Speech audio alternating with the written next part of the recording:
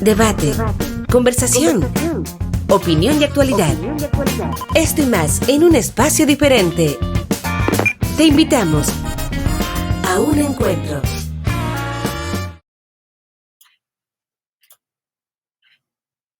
¿Cómo están? Muy buenas noches, bienvenidos. Estamos en un nuevo capítulo de Encuentro, transmitiendo, por supuesto, desde Gran Santiago en cuarentena, pero por supuesto para todo el país y podríamos decir también para todo el mundo. Y estamos efectivamente en para todo el mundo porque las redes sociales no tienen barreras y nos permiten estar para todos ustedes que están siguiéndonos a través del Facebook Live. Estamos en mi Facebook Live, estamos en el Facebook Live de Estudio C TV, donde como siempre estamos transmitiendo todos estos contenidos relevantes, y hoy estamos en Encuentro, que es este programa donde tenemos una visión regional, esta visión general. Y el tema que vamos a abordar hoy tiene mucho que ver con Chile, tiene mucho que ver con las regiones y con lo que pasa, por supuesto, también en todos los lugares donde ustedes nos pueden estar sintonizando. Los invito a que desde ya puedan estar con nosotros en Estudio CTV, lo hacen a través de Facebook, a través de Twitter, a través de nuestro YouTube, donde estamos subiendo todos y cada uno de los programas, no solo este, sino que los que hacemos durante todo el transcurso de la semana. Ustedes saben, todos los días a las 10:30 de la noche tenemos un contenido especial para que ustedes puedan seguirnos. Y estamos también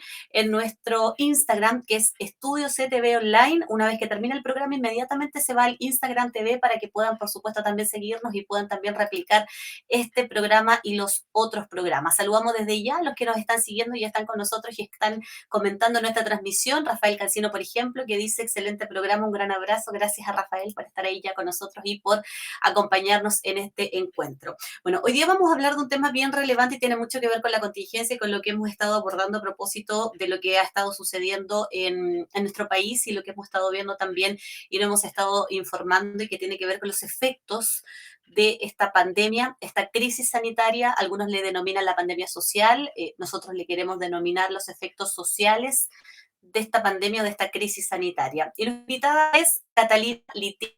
Ella es directora ejecutiva de la Fundación Superación de la Pobreza Servicio País, una organización que por años se ha dedicado a esta temática asociada a la pobreza justamente, y que tiene muchísimo que decir a propósito de lo que está ocurriendo y de esta temática que yo les he planteado. Catalina, gracias por estar con nosotras, bienvenida, y por supuesto, gracias por esta conversación que vamos a sostener. Buenas noches. No, muchas gracias a ustedes, Katy, por esta invitación. Gracias por estar con nosotros y bueno, gracias también por conversar de este interesante tema que vamos a conversar y que vamos a abordar también. Bueno, quiero partir hablando un poquito, para los que no conocen o para los que les suena o no recuerdan muy bien o hace un rato que no escuchaban hablar de esto, que nos cuentes en términos generales lo que han estado haciendo ustedes puntualmente ahora desde que esta crisis en la Fundación Superación para la Pobreza Servicio País. Probablemente la gente sabe que está asociado a aspectos sociales el despliegue que ustedes tienen, pero me gustaría que partiéramos un poquito recordando lo que ustedes habitualmente hacen y que han configurado también en medio de esta crisis, antes de partir en el detalle de la conversación, que nos sirva un poco de base para todos esos espectadores que están hasta ahora mirándonos a través de nuestro Facebook Live. Claro que sí. Mira, la fundación tiene dos grandes áreas. Una que tiene que ver con la intervención social en distintas comunas del país, y otra que tiene que ver con un área que levanta propuestas, que levanta estudios, que levanta evidencias sobre las manifestaciones de la pobreza a nivel nacional y a nivel regional también. Por supuesto, en estos meses hemos estado concentrados en poder instalar Servicio País, que es nuestro programa con el que llevamos 25 años, cumplimos, la verdad, este año, llevando profesionales muy jóvenes de las distintas gamas profesionales a territorios con mayor aislamiento, pobreza, en gran parte son sectores rurales. También trabajamos en algunos sectores urbanos. Y este año estamos desplegando 260 profesionales en alianza con 100 municipios a lo largo del país, justamente para ponernos a disposición lo antes posible de la emergencia y de la recuperación, que hoy comenzaron ya a solaparse, la verdad, estas dos fases de la pandemia que estamos viendo. En ese sentido, estamos trabajando fuertemente en poder activar los territorios desde lo que se puede, con el distanciamiento físico, y preferimos ocupar este término y no el distanciamiento social, porque nos parece que es más adecuado, digamos, a lo que realmente hacemos, justamente para acompañar a estas comunidades y también a los municipios que hoy están muy mermados en términos de equipo, justamente por las cuarentenas, por el teletrabajo, etcétera. Somos de las pocas instituciones, la verdad, que estamos hoy en los territorios más vulnerables, con nuestros profesionales desplegados y con nuestros equipos regionales también.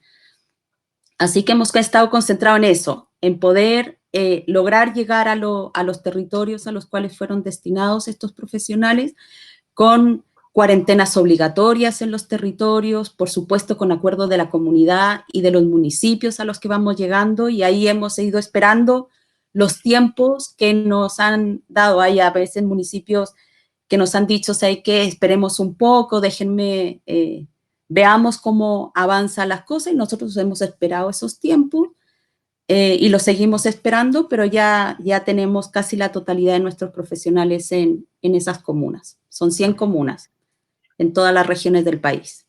Así que es un despliegue bien importante. Sí, es un despliegue importante, son 20 y algo años que tú nos mencionabas y 25.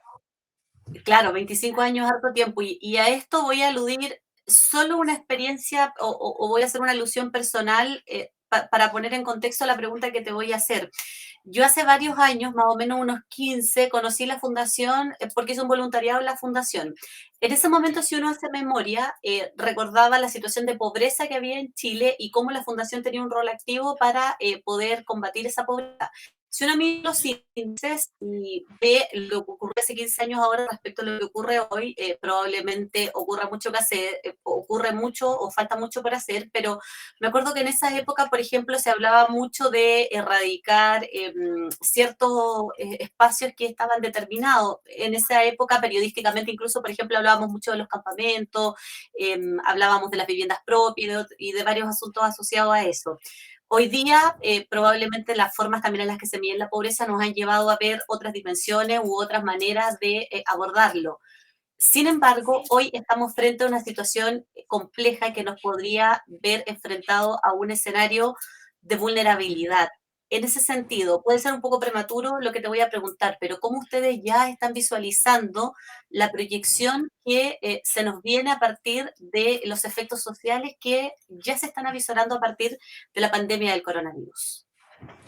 Bueno, evidentemente esta pandemia lo que está generando ya es un retroceso gigante en términos de pobreza, en términos de desigualdad. Es indudable que nuestros índices de pobreza multidimensional por ingresos va a subir, y va a subir de manera importante. La desigualdad, por lo tanto, también va a subir. Recordemos que Chile solo ha disminuido la pobreza desde el retorno a la democracia hasta la última medición. Es inédito que vuelva a subir. ¿Cómo lo va a hacer?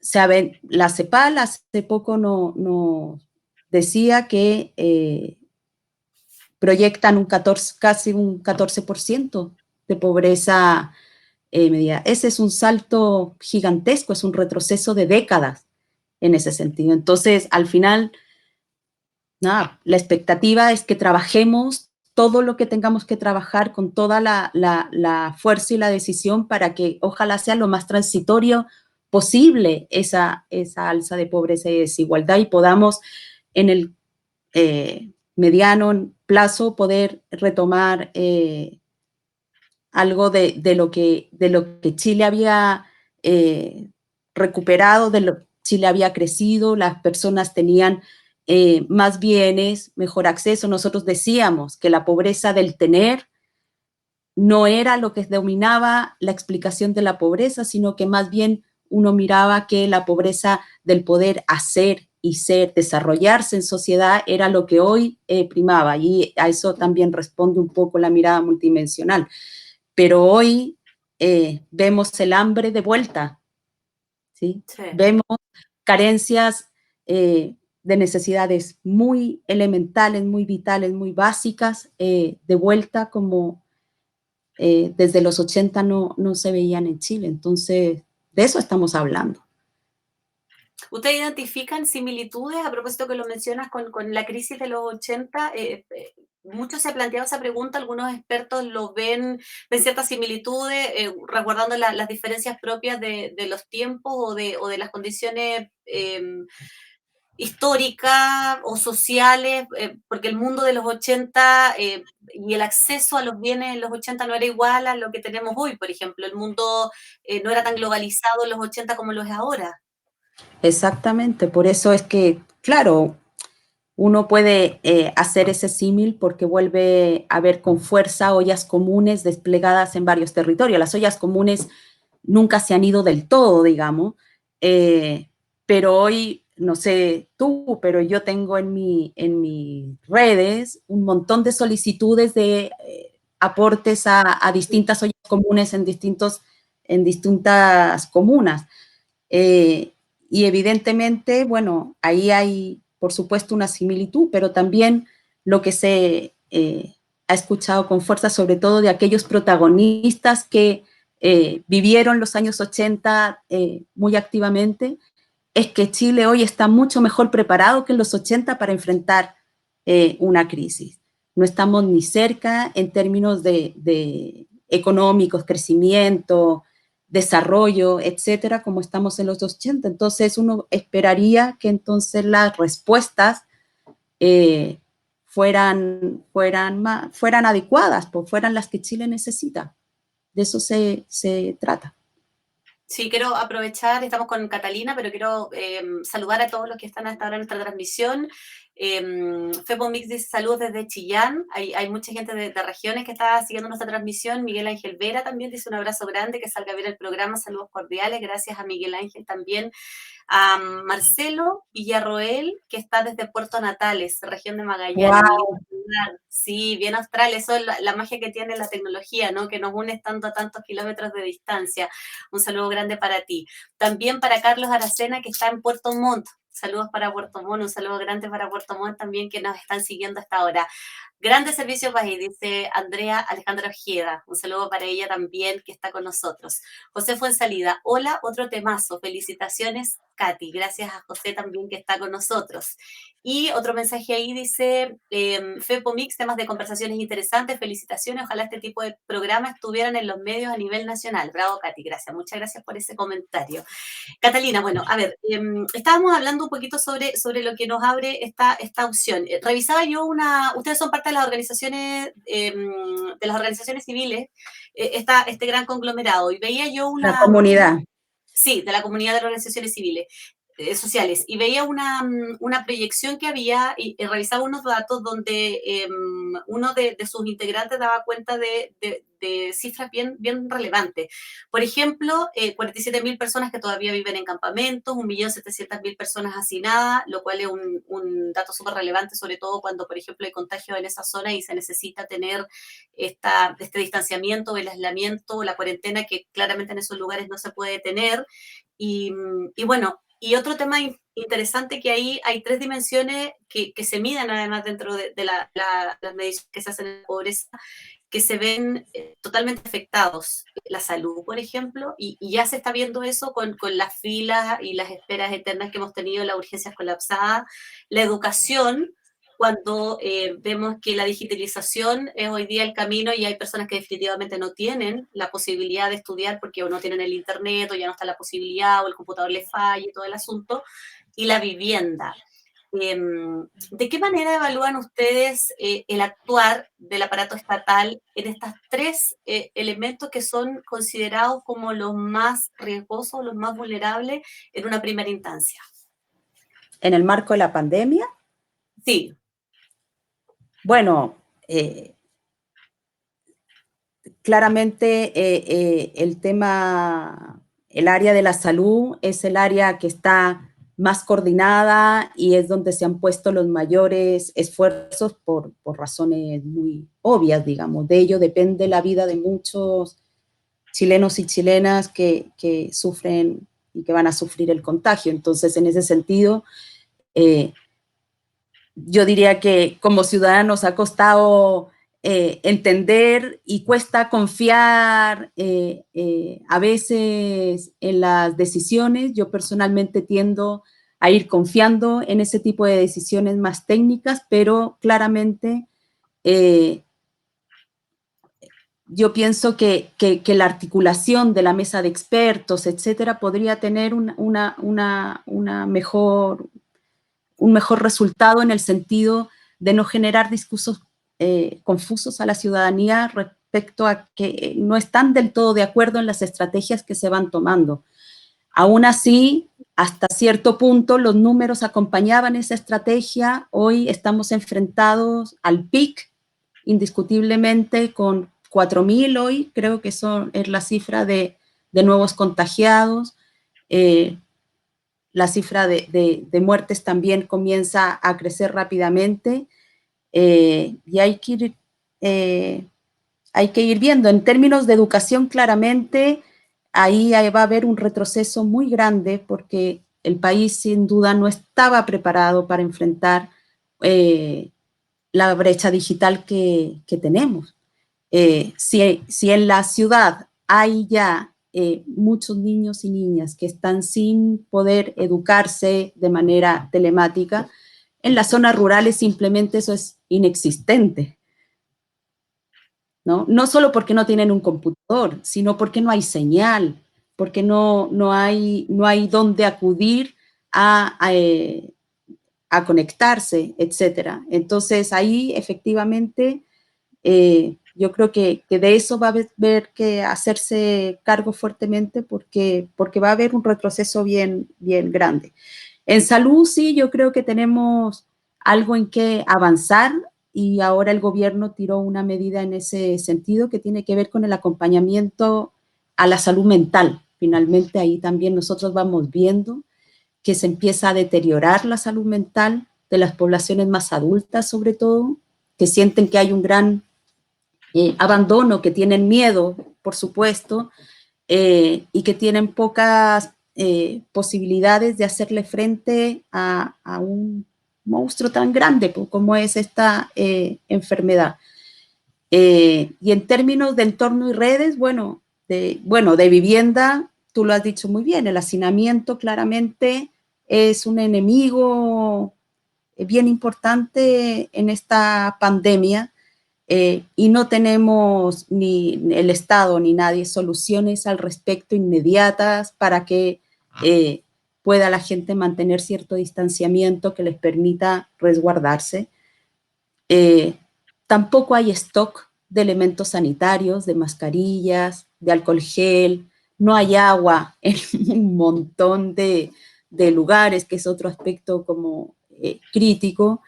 Entonces es evidente que los campamentos o que hay muchas comunas como el Bosque, la Pitana, no están preparadas para cuarentenas tan férreas como las que tenemos que tener ahora. Ahí hay un tema importante. Y hay otra dimensión como de entorno y redes que yo creo que también vale la pena mirar, que mide un poco la cohesión, ¿verdad? El cómo, la calidad de vida de las personas en sus barrios, que posiblemente van a comenzar a verse afectadas también. Vemos que al final la pandemia, la angustia que genera no poder trabajar, no poder conseguir el sustento diario, va a generar y está generando una tensión social bien grande que no ayuda en ese sentido.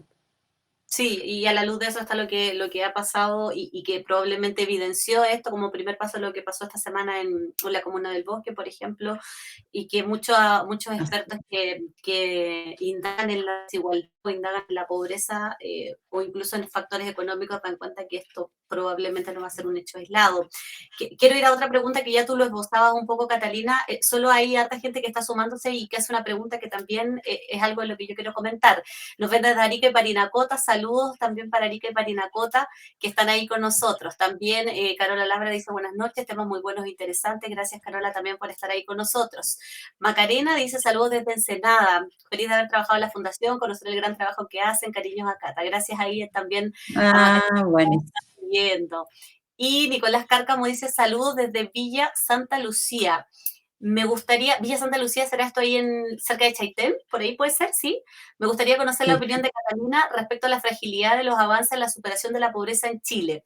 La crisis está comenzando y las consecuencias se están profundizando, se están viendo rápidamente y apuntan a seguir profundizándose. En este sentido, ¿cuáles son los desafíos de la política pública en torno a la pobreza en Chile y qué aspectos debe asegurar la población? Ya, eso yo lo quería complementar y tiene mucha relación con lo que yo te quería preguntar, Catalina, y es el tema de la clase media, porque resulta que en Chile se fue forjando con el paso de los años una clase media que tuvo la posibilidad de obtener, digamos, otros beneficios, un mejor, entre comillas, estatus económico que puede ser, digamos, cuestionable, no a punta del endeudamiento, como muchos dicen, pero donde hay profesionales que fueron a la universidad, esa generación que obtuvo el primer profesional universitario de la familia, que obtuvo la casa propia a punta del crédito hipotecario, del crédito con aval del Estado y todas estas cosas, pero que hoy día están en una cierta vulnerabilidad. ¿Qué pasa con ese grupo en específico que está en una delgada línea donde podría, tal cual como está el índice que tú nos mencionabas, retroceder también a todo ese avance que obtuvo en años? Así es, pues eso es algo que es más o menos inevitable. Es evidente que nosotros hemos construido una llamada clase media que además tiene distintos rangos, no es igual, es bien diversa y que frente a cualquier shock, frente a cualquier situación como una enfermedad, la pérdida del trabajo, esta misma pandemia pierde rápidamente todo lo avanzado en términos económicos. Entonces, y eso es lo que va a ir explicando también el aumento de la pobreza que vamos a ver en los próximos años. La pérdida de la fuente laboral es un mecanismo, es un factor inmediato que te hace caer en pobreza. Nosotros hicimos un estudio, una panel, CACEN, digamos, hace mucho tiempo, que es un seguimiento a las familias durante 10 años, en el que, aun cuando la pobreza en ese tiempo, si no me equivoco, era de un 12% por ahí, comprobaba que un 34% de las personas habían pasado por situaciones de pobreza durante esa década, lo que confirmaba esta idea de que finalmente había una clase media muy vulnerable a los cambios que se producían en el país. Y en ese sentido, nosotros hemos dicho que uno tiene que avanzar en políticas públicas que miren más allá de lo individual, que sean políticas que atiendan lo comunitario, porque es ahí donde está la clave de un desarrollo acorde a un país como el nuestro, porque son procesos que son más sustentables en el tiempo.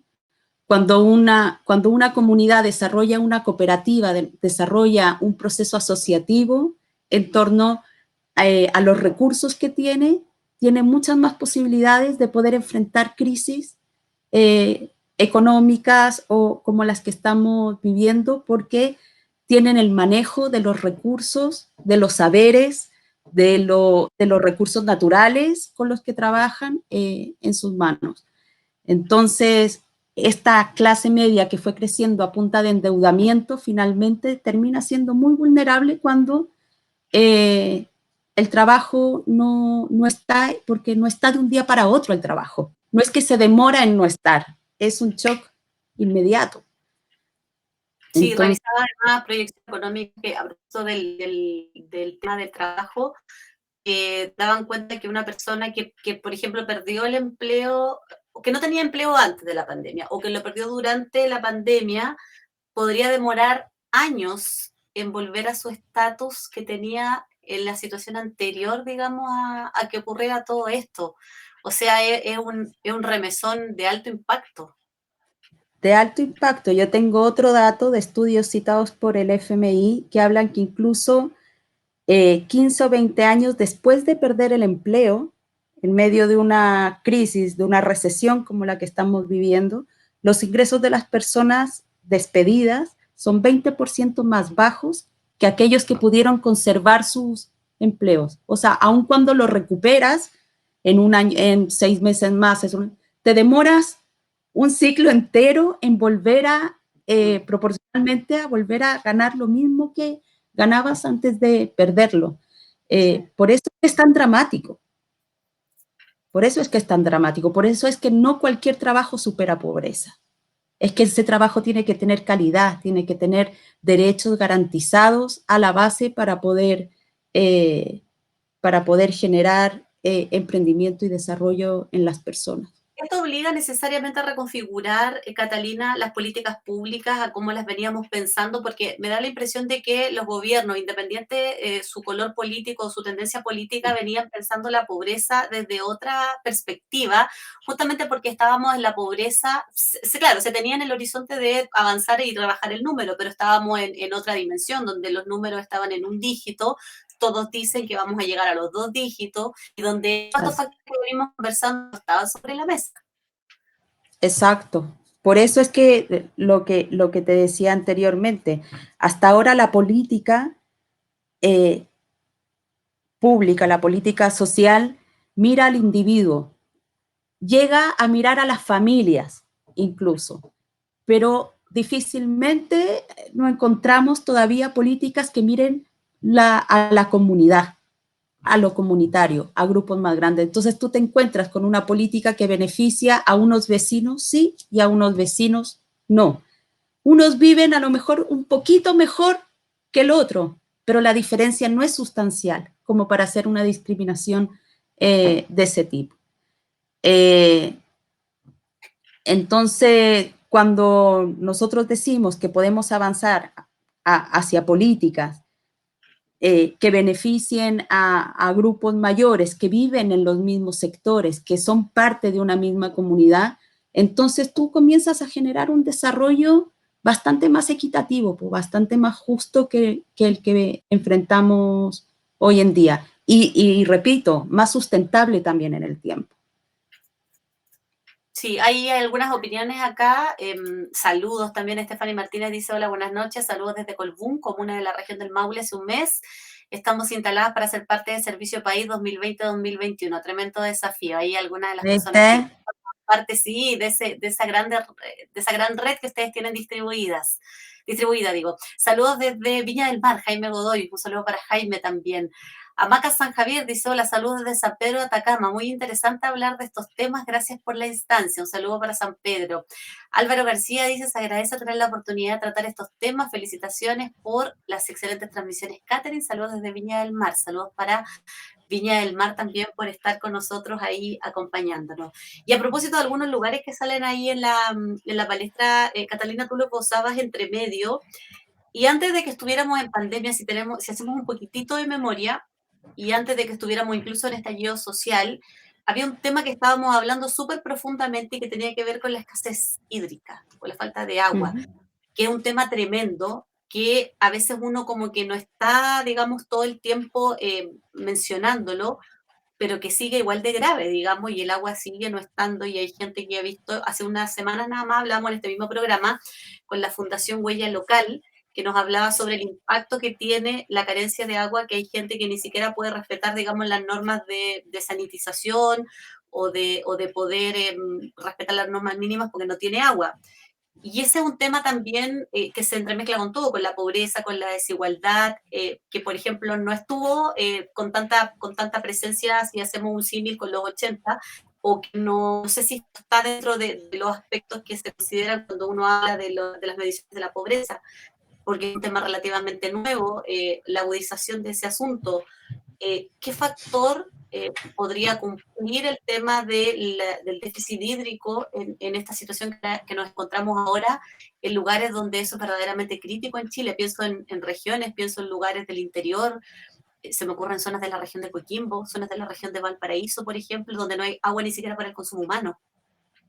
Bueno, es que quizás públicamente el tema del agua ha ido adquiriendo relevancia en este último tiempo, sobre todo antes de la crisis del estallido social, era un tema que se instaló fuertemente, ¿verdad? Pero es un tema que viene arrastrándose desde hace más de una década en el país. De hecho, hoy de alguna manera lo que estamos enfrentando no es una pandemia o una crisis sanitaria, estamos enfrentando 3 o 4 crisis simultáneas que se han ido acumulando y que se han ido solapando. Una es la crisis climática, que en nuestro país tiene que ver fuertemente con el agua.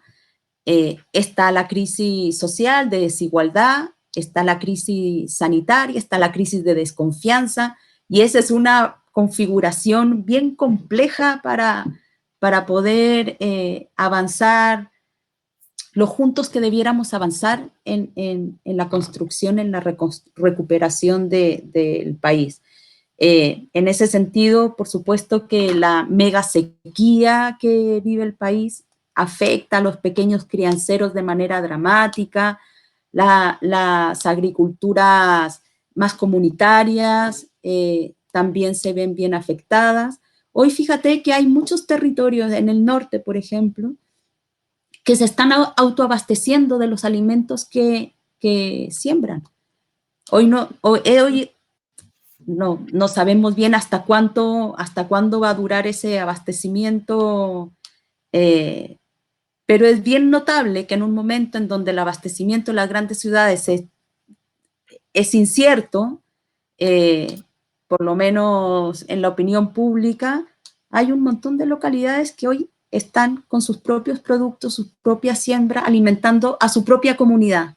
Y ahí hay algo que revisar, porque ellos han establecido sistemas de riego distintos que permiten una agricultura sustentable en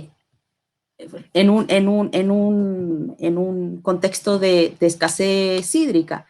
Pero sin duda, ahí estamos al debe y esperamos que pronto pasen cosas y se tomen resoluciones, porque hay que soltar el agua, hay que entregar agua de manera, por su sustentable y equilibrada, pero es la vida. Es la vida y es la economía de muchísimas personas a lo largo del país. Sí, se me hace también que probablemente ese podrá ser un punto crítico a partir de cómo se configuran todos los factores que tú mencionas y el tema del agua que es crítico en muchas zonas, pero puntualmente en algunas de Chile.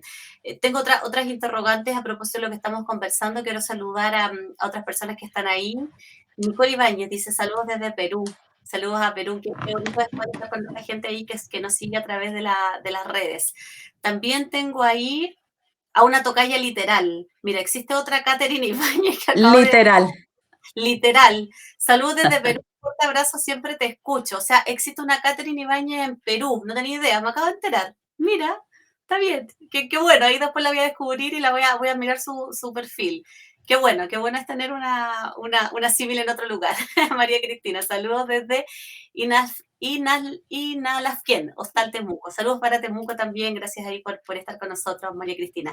Nicolás Cárcamo dice, respecto a la escasez hídrica, la soberanía sobre los recursos naturales del territorio, ¿cuál es la importancia de la descentralización para la administración de los recursos? Bueno, probablemente también eso, Catalina, la descentralización que plantea Nicolás, tiene que ver mucho con una discusión que yo me imagino que no se ha podido resolver en los 25 años que lleva la fundación, que tiene que ver con la desigualdad y con con el desigual acceso que muchas personas a lo largo de Chile y en distintas condiciones o contextos tienen a una serie de cosas y que finalmente los dejan en diferentes posiciones y la desigualdad finalmente fomentan gran parte de los temas que estamos abordando, ¿no? ¿Cómo resolverlo en un escenario o cómo plantearnos una forma de reflexionar una probable resolución en un escenario de crisis como estamos ahora?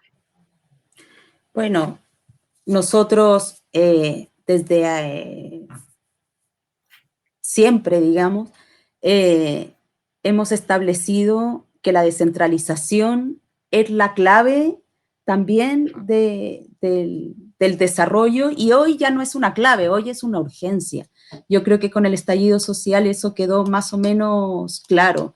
Nosotros tenemos que avanzar hacia el fortalecimiento de los gobiernos locales de manera importante, porque finalmente eso es lo que está cerca de la gente.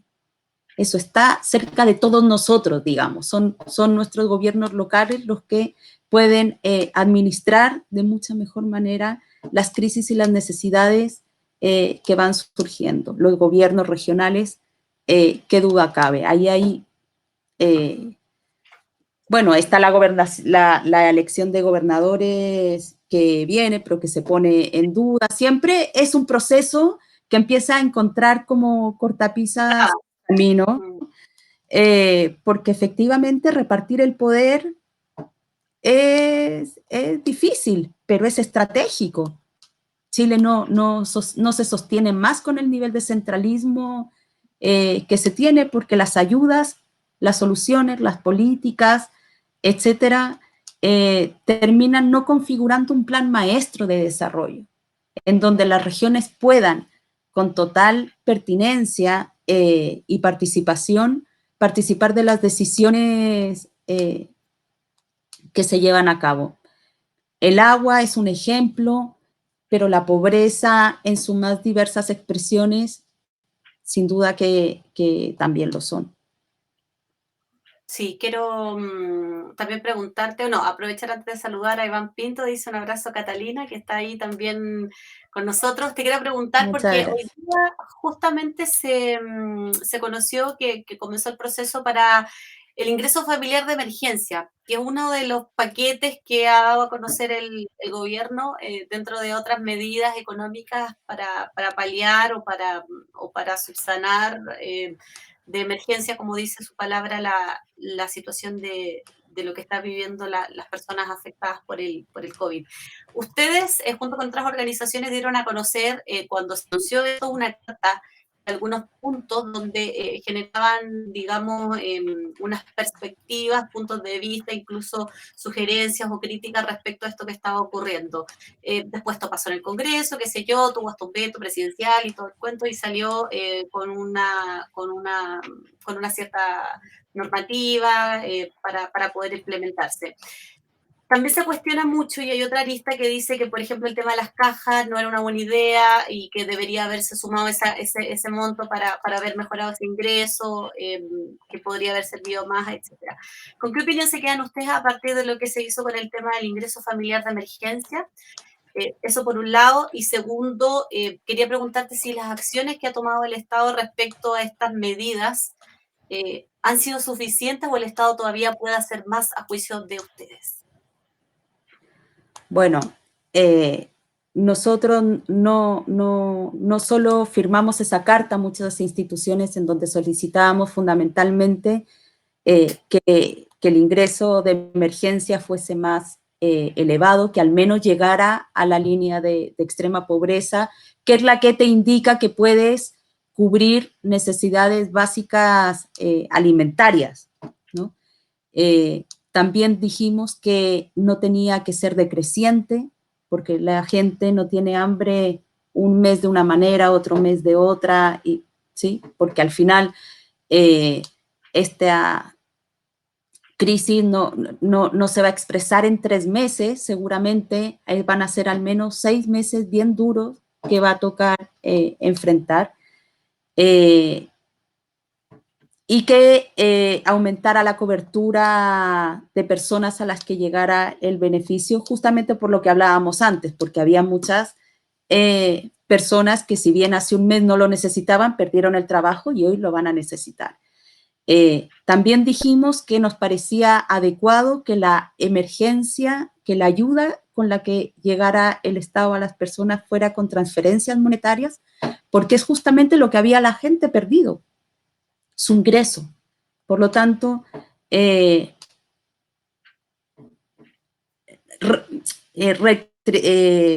ponerle recursos, liquidez en sus manos era justamente lo que podía aliviar de alguna manera con los pocos recursos ilimitados que tenemos, porque efectivamente son limitados, nadie está diciendo que no.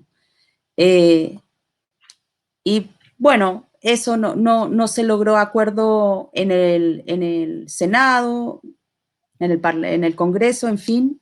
Y hoy las cajas pasan a complementar esa ayuda. Efectivamente, creemos que hubiese sido mejor que todo eso hubiese sido una transferencia monetaria mayor, porque la gente sabe cuál es su canasta de alimentos, porque la gente sabe manejar su economía familiar de mejor manera que una medida estandarizada, y porque además esos recursos sirven para dinamizar los comercios locales, que hoy, por supuesto, están también siendo afectados. Entonces, es más virtuoso el circuito de alivio, porque eso es un alivio, no es una recuperación, es un alivio, que las cajas que todavía que requieren de una logística que es muy complicada y que, bueno, por supuesto todos estaremos disponibles para ayudar con los catastros, con las cajas y con lo que sea necesario, porque manos en eso no van a faltar. Y eso es importante decirlo. Pero sí nos gustaría que tuviese una capacidad de adaptabilidad a los contextos que fuera más inclusiva, más participativa, que la escucha se diera, pero que esa escucha fuera activa, inclusiva y resolutiva, porque si no, al final estamos actuando cada uno por distintos lados y lo que se requiere es una gran articulación, se requieren grandes acuerdos fiscales y políticos para enfrentar no los 3 meses que vienen ahora, al menos 2 años. Incluso podrán trascender el gobierno que se ha elegido próximamente. Y para eso requieres una discusión política, pero también una capacidad de adaptarte a los contextos que hasta ahora no se da. No se da, se da en el campo de la disputa, pero finalmente no logran llegar a un gran acuerdo y tienen que llegar a un gran acuerdo. Oposición y gobierno, sector privado, sociedad civil, todos sentados en una mesa para lograrlo. Eso, ¿te parece que ha habido poco de escuchar a la sociedad civil y de escuchar a la sociedad civil y a las personas afectadas, a quienes representen finalmente a las comunidades? No sé, pienso también en las regiones. Aquí estamos haciendo un programa que tiene un foco en regiones. Hay mucha gente que habla de regiones, pero yo no sé si realmente hay un intento por una mesa social, hay representantes de la mesa social que buscan representar al mundo social, pero yo no sé, por ejemplo, si una persona que vive, había alguien ahí en Arica y Parinacota, se siente representada totalmente en esa mesa social. O sea, yo creo que seguramente no. Nosotros, como sociedad civil, tenemos una conversación fluida y permanente con las distintas autoridades, con la moneda, con el Congreso, pero hace falta más que conversar. Por eso hablo como de una escucha que sea inclusiva y resolutiva, porque al final no sacamos nada con seguir intercambiando si no logramos llegar a soluciones que se ajusten más a las necesidades de las personas. Hoy imagínate que todas las ayudas sociales requieren de una activación tecnológica, ¿verdad? Sí. Todo es online. Tienes que actualizar el registro social de hogares si es que no estás, si no estaba registrado. Y todo eso es complejo, no es sencillo. Cuando el servicio, sí, cuando el servicio civil está funcionando un día a la semana en algunos territorios, que es el único lugar donde puedes ir a sacar la clave única, por ejemplo, cuando los municipios están a media máquina, al final las ayudas terminan demorando en llegar mucho más de lo que es razonable. La gente necesita hoy esa ayuda, necesita hoy ese depósito de su bono, del ingreso, o la caja, incluso la caja de alimentos. Pero eso es imposible actuar con la celeridad si todo está burocratizado a tal punto que ni las personas saben qué es lo que tienen que hacer, porque es confuso, porque no es simple, ni el gobierno y el Congreso termina flexibilizando los parámetros burocráticos a los cuales hay que responder.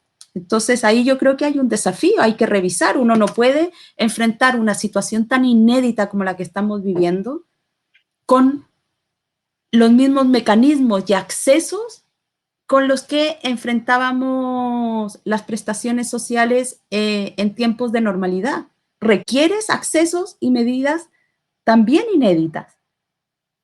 Y un gobierno tiene esa posibilidad. Un Congreso también tiene la posibilidad de impulsarlo con mayor fuerza. Entonces, creemos que ahí hay un trecho por recorrer, pero es que no hay tiempo. Tiene que ser ahora. La recuperación comienza, la fase de recuperación ya comenzó, ya está. Hace 2 semanas uno mira por qué es loca esta situación. Hace 2 semanas quizás todavía estamos en fase de emergencia. Todavía hablábamos del futuro, pero es que el futuro ya llegó, es el hoy, está en el presente. La gente ya está sufriendo el haber perdido su trabajo hace un mes atrás. Eso ya está aquí. Y no todo el mundo va a tener esa ayuda al día de hoy. No, y Creo además va todo que recién demasiado el rápido. 15 de Creo que recién el 15 de junio la gente va a saber si es susceptible del beneficio o no. Y eso es bastante tiempo, prácticamente un mes más. Y en un mes más muchas Exactamente. cosas pueden pasar y es preocupante. Yo quiero despedirte, Catalina, solamente con un dato. Hoy día hay una ONG, Acción contra el Hambre, que proyecta 30 millones de nuevos pobres solo en América Latina, y el Banco Mundial ya había proyectado 60 millones de nuevos pobres en el mundo. O sea, son cifras que son súper elocuentes y tienen todo que ver con lo que hemos estado hablando durante el transcurso de este programa. Juan Once dice muy claro los argumentos de la entrevistada. Saludos, Katy. Muchas gracias. Catalina Litín, te quiero agradecer mucho por tu tiempo, por haber estado con nosotros. Catalina, que es directora ejecutiva de la Fundación Superación de la Pobreza Servicio País, ahí a través de sus redes, a través de la página, pueden conocer más de lo que está haciendo de la Fundación Superación de la Pobreza y Servicio País, y por supuesto estar al tanto de todo lo que han hecho durante estos 25 años y lo que están activamente también haciendo. Muchas gracias por tu tiempo. Muchas gracias, Katy, muchas gracias a esa audiencia, de verdad, que nos ha acompañado y nos ha interrogado todo este rato. Que estén muy bien, que tengan una Ustedes buena... también. Chao. Cuídense. Chao, Gracias. chao. Chao, chao, muchas gracias. Ahí está Catalina entonces también compartiendo con nosotros y acompañándonos en esta jornada. Gracias a todos ustedes que han estado con nosotros, acompañándonos por supuesto hoy. Les tengo una invitación como todos los días para mañana a las 22:30 horas. Ya está corriendo ahí abajito. Hay viaje al centro de los datos, programa de estreno, porque algunos me dicen, ¿qué pasó la semana pasada? Bueno, ustedes saben que a veces la vida es infalible, no es infalible, y nuestros equipos habían tenido ¿cómo se llamaba cuando? Una garrotera, así le decía el chavo, una garrotera. Pero ahora ya está todo bien y está todo normal. Mañana, viaje al centro de los datos, lo tengo que leer porque los invitados de Carlos tienen un currículum tan largo que es necesario leerlos para no equivocarme. El invitado de mañana, el doctor en física, Francisco Rojas. Y el viaje de mañana va a ser para conocer las historias detrás de ecuaciones que cambiaron el mundo. Y es un programa que va a estar, por supuesto, con Carlos Franco, con todos sus datos, sus visualizaciones, va a tener, por supuesto, sorpresas y todo lo que estamos acostumbrados a ver, como siempre, en Viaje al Centro de los Datos. Con Carlos Franco a las 22:30 horas a través de Estudios CTV, es día feriado, así que puede hacer cabritas, porque también puede comprar, si hay aplicaciones y esas cosas que uno puede comprar, y si está en algún lugar de Chile y no tiene aplicación, porque la aplicación es de la Urbes nomás, usted hace cabrita o come cualquier cosita ahí, pero con precaución, sí, con precaución, para mantener la línea. Y disfruta del programa. Saludos, amiga Jorgito Guzmán, un abrazo grande para ti. Gracias por estar ahí. Y también quiero aprovechar de recordarles que pueden seguir todos nuestros programas. ¿Dónde? A través de Facebook, a través de YouTube, a través del Twitter. Están en Estudio CTV. Los anteriores, todos los que se perdieron, si quieren revivirlos, todos los pueden ver a través de esa vía. En Instagram estamos en Estudio CTV Online. En un ratito nada más vamos a repasar y vamos a subir esta conversación interesantísima que tuvimos para que la puedan ver también en el Instagram TV. ¿Y qué más me falta decirles? En mis redes también, por supuesto, pueden seguirme. Yo estoy contestando siempre porque soy mi propia community manager, así que ahí mismo contesto. ¿Y qué más me falta? Un abrazo grande a todo el equipo de Estudio CTV que hace posible, por supuesto, ustedes ven los créditos ahí siempre que están disponibles. Siempre me preguntan cuándo vamos a presentar al director. Cuando quiera romper el pánico escénico, está ahí. Cuando yo miro para el lado, porque él me está retando, me está dando instrucciones, cualquiera de esas cosas. Porque está allá. No, allá. Bueno, en algún sector está ahí. Ya, que estén muy bien. Un abrazo grande para ustedes. Gracias como siempre por habernos acompañado y nos reencontramos próximamente. No se olviden, mañana viaja al Centro de los Datos, 22:30 horas.